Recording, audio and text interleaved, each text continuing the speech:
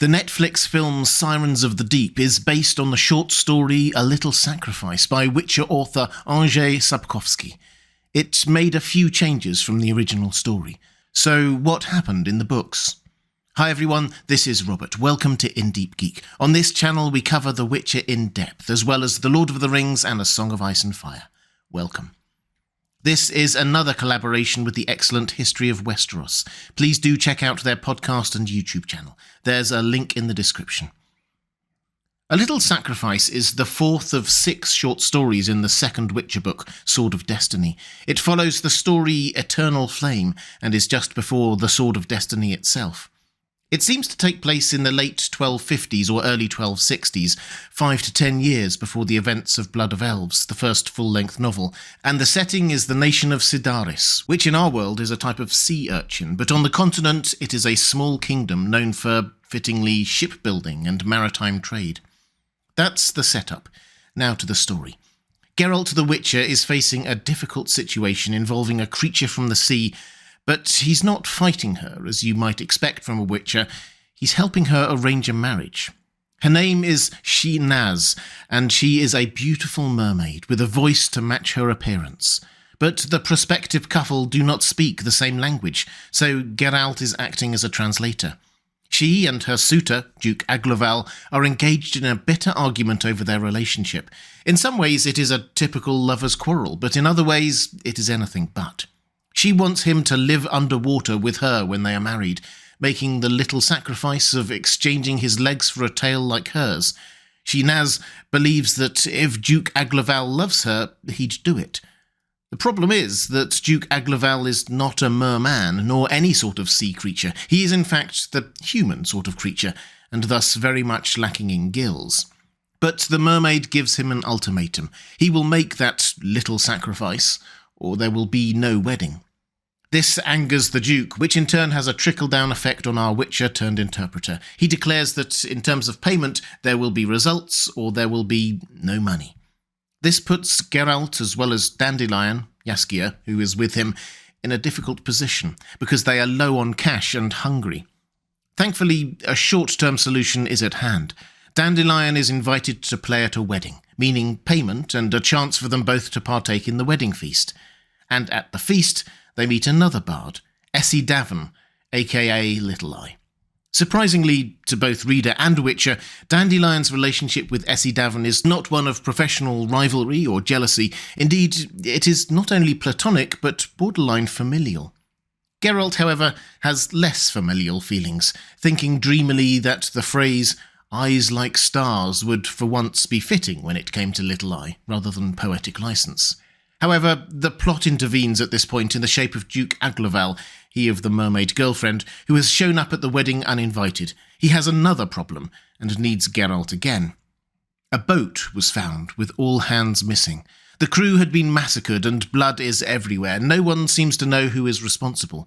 To make it worse, word got out quickly, which understandably shut down all citizen activity at the harbour. In other words, a town that depends on the sea to survive has decided to avoid the sea entirely. Geralt takes the job and says he will investigate first thing in the morning. In the meantime, he goes to speak with Essie. She is attracted to Geralt too, but her feelings are stronger than his, more akin to love at first sight than simple attraction. Essie is young, a factor in her own self-described impetuousness. She has limited experience with love, though as a beautiful and talented performer, she's probably rejected more men than have rejected her, far more in fact. Which is actually a weird kind of connection to Geralt, who is also not unused to catching the eye of women who see him as an alluring curiosity. Unique, famous, rugged, dangerous, the White Wolf is known on sight by many, and many more know him by reputation. We're shown, and Dandelion later points out, that this is a rare chance for Geralt to connect with another soul who is not judging him. She knows what it's like to have everyone treat her based on reputation and outward appearance rather than who she actually is. She is a kindred spirit in many ways. But Geralt still messes up this little interaction, hurting her. That night, Geralt beats himself up a bit about it, and Dandelion gives him a little pep talk. Dandelion actually cuts a much more layered figure in this story than in some others. He is among people who know him for who he is, not the front he presents to the world. And he gently nudges Geralt to see that, while being a mutant witcher makes him different, when it comes to love and attraction, he's as normal as they come. He hungers for love and companionship like the rest of us. And the real issue is not his feelings about Essie Davin, it's because he loves Yennefer and no other. This is an underlying theme through all the Witcher stories. How real is Geralt's love for Yennefer, and how much the result of that last wish, and him? Is it just fate that keeps them bound together, and is that fair on them? Or would they be star-crossed lovers anyway? Theirs is not an easy relationship, and impacts on how they both interact with others.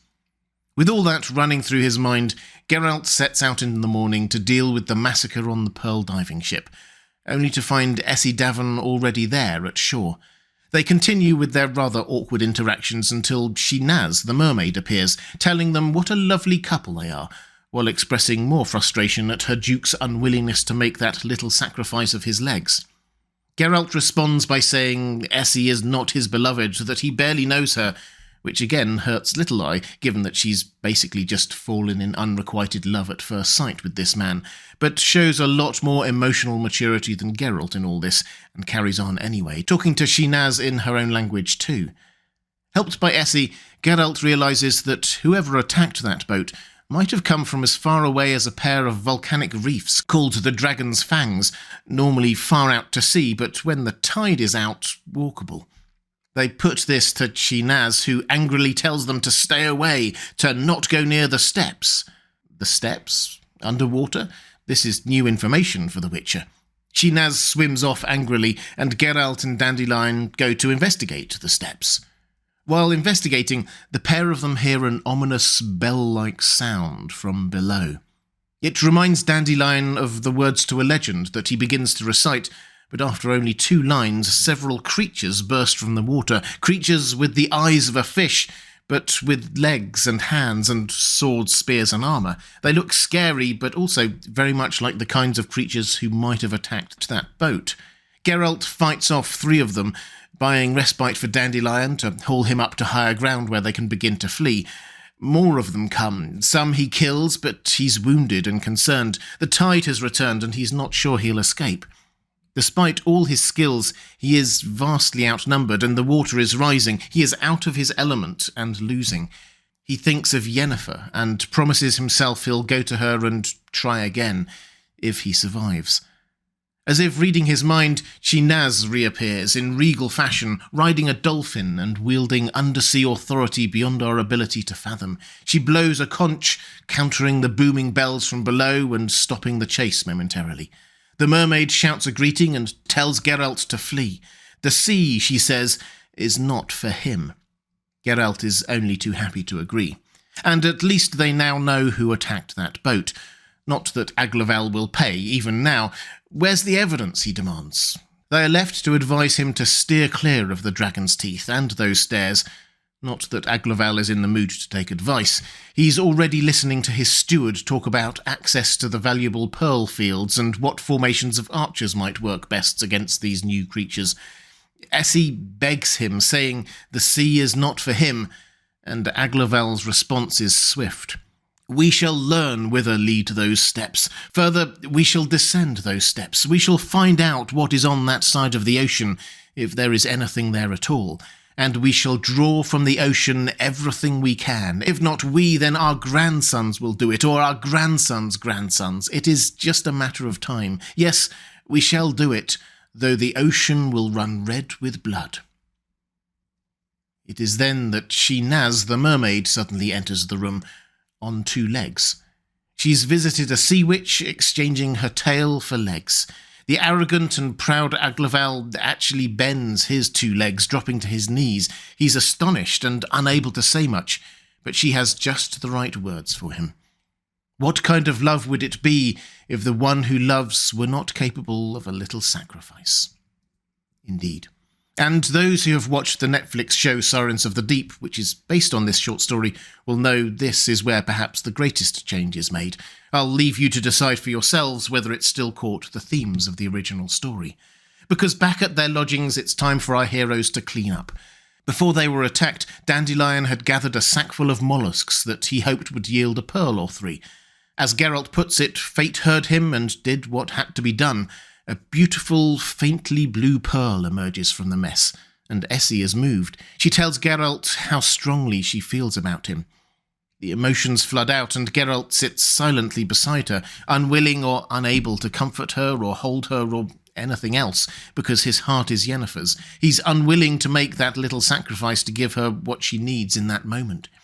She tells him that she understands that her feelings don't make sense, that she's ashamed, that she feels unable to breathe as if she's sick. Again, however, Geralt thinks of Yennefer and says nothing while Essie continues.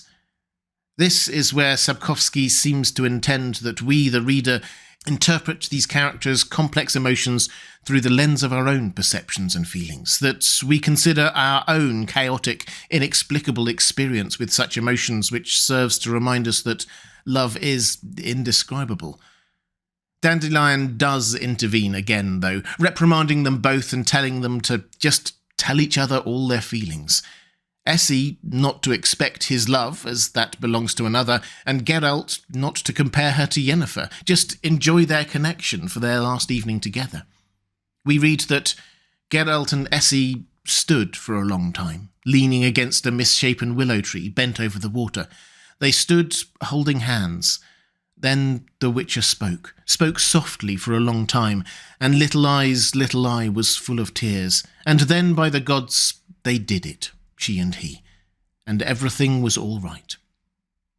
It's quite a touching, if morally complex ending, only added to by Essie taking and keeping that pearl as a reminder of everything that Geralt meant to her, and not expecting any more from him. But everything was all right? Actually, everything seems far from all right. Duke Aglaval seems intent on starting a bloody war with sea creatures he knows little of, and what hope is there for his life with Shinaz, who has made the actually huge sacrifice of losing her tail and leaving the sea to be with him, only for him to declare war on the sea? Once more, the true monsters in this story are the humans.